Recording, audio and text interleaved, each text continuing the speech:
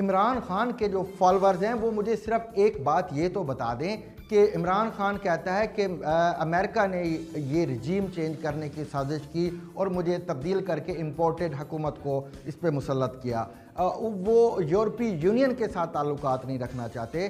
France के सदर उनको कॉल करते रहे तो वो कॉल नहीं सुनते। इस्टेब्लिशमेंट को वो अच्छा नहीं समझते। अदालतों के फैसले जो उनके हक़ में हों वो मानते हैं, दूसरे वो नहीं मानते। इलेक्शन कमीशन और इलेक्शन कमिश्नर दोनों को गालियां देते हैं। तमाम सियासी जमातें गद्दार हैं, चोर हैं और डाकू हैं। मीडिया ARY के अलावा भी तमाम का तमाम गलत है। अगर इमरान खान को अब एक मौका और भी मिल जाए और वो हुकूमत की फ़र्ज़ कर लेते हैं सपोज दैट कि उनकी हुकूमत फिर बन जाती है, तो मुझे वो ये बात PTI के फॉलोअर्स सिर्फ समझा दें कि इसके बाद इमरान खान इन तमाम के अलावा वो अपनी हुकूमत कैसे चला पाएंगे।